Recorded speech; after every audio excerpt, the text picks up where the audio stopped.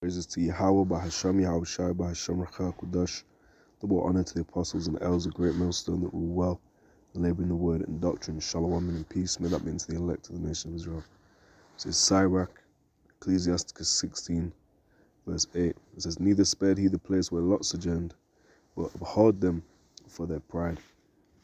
And you have to understand that final word there, is used a lot in reference to the same abominable acts. That's as plain as the scripture will speak upon it.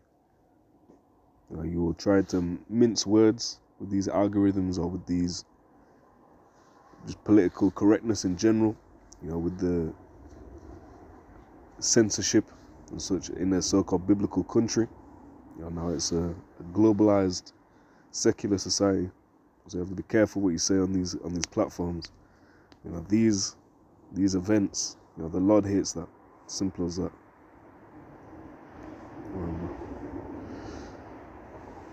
Genesis 19:1, it says, and there came two angels to Sodom at even, and Lot sat in the gate of Sodom.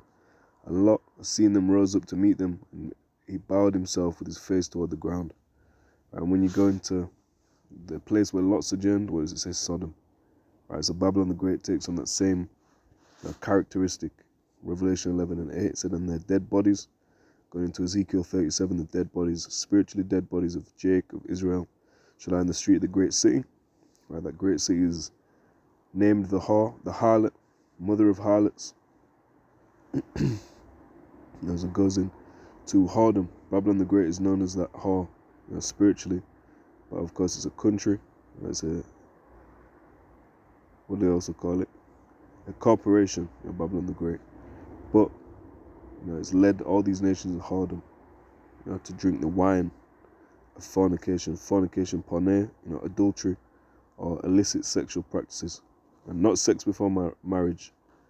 I recently did a video on, Elder Apostle Ty recently did a video on, but sex is marriage, specifically sex with a virgin. After that, anyone she gets with, that's adultery, according to the law.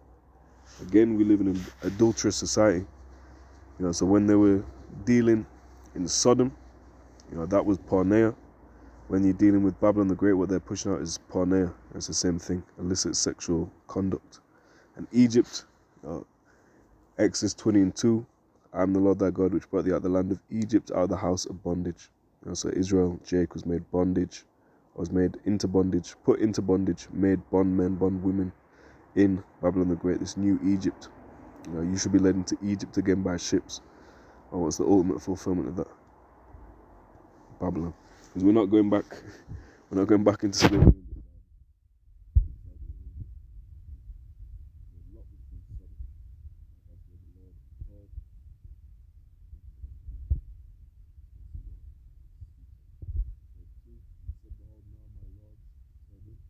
Into your servant's house and tarry all night and wash your feet.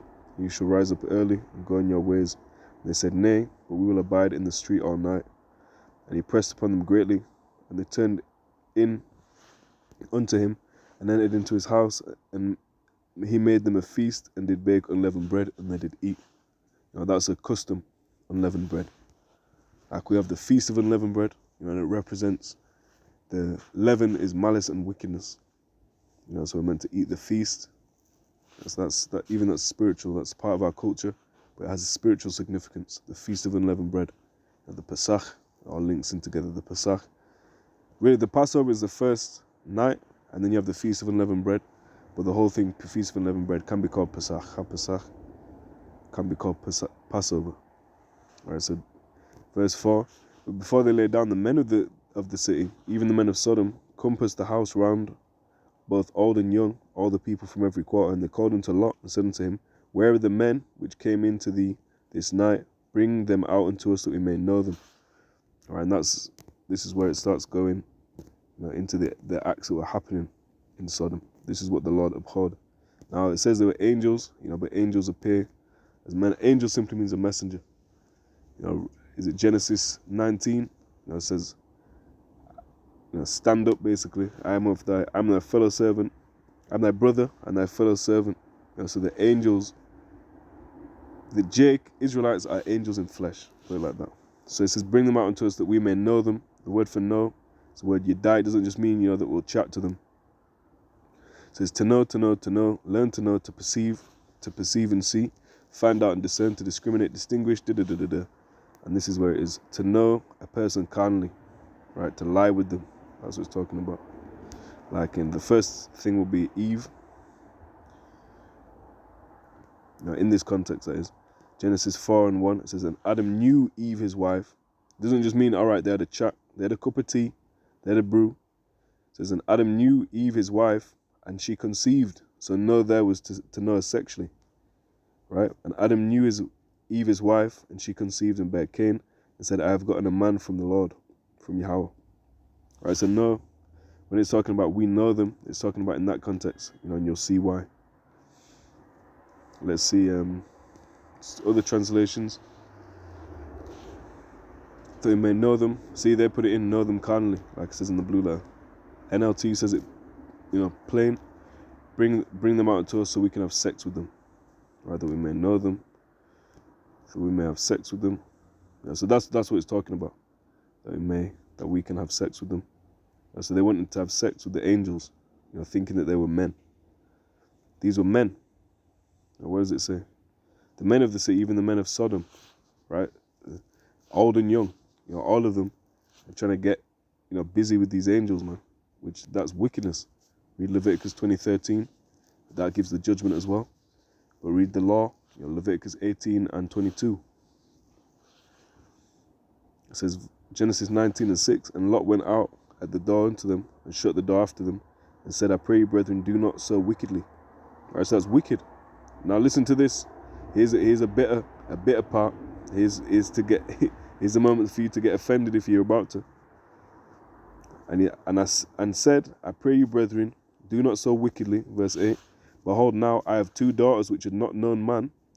Let me, I pray you, bring them out unto you, and do ye to them as is good in your eyes. Only unto these men do nothing, for therefore came they under the shadow of my roof.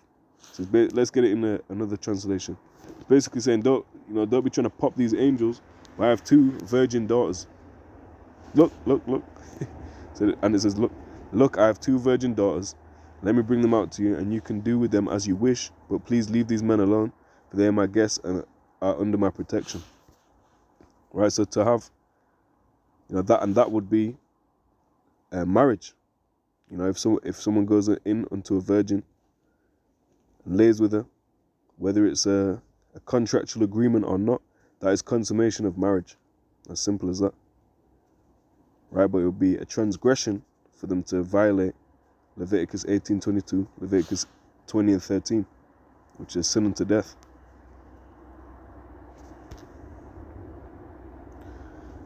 Right, verse 9, it says, and they said, stand back, and they said again, this one fellow came in to sojourn, and he will needs be a judge. Now we will deal worse with thee than with them. And they pressed sore upon the man, even Lot, and came near to break the door. So they were ready to fight. They were ready to go to war for this. It says, but the men put forth their hand and pulled Lot into the house to them and shut the door. The men dealing with the angels.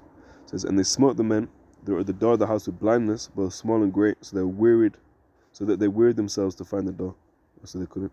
It says, and the men said unto Lot, hast thou here any besides son-in-law, and thy sons and thy daughters, and whatsoever thou hast in the city, bring them out of this place, for we will destroy this place, because the cry of them is waxen great before the face of Yahweh, and Yahweh hath sent us to destroy it. So it shows you there the angels that they were trying to get busy with were really there to to judge them and to bear witness of their transgression.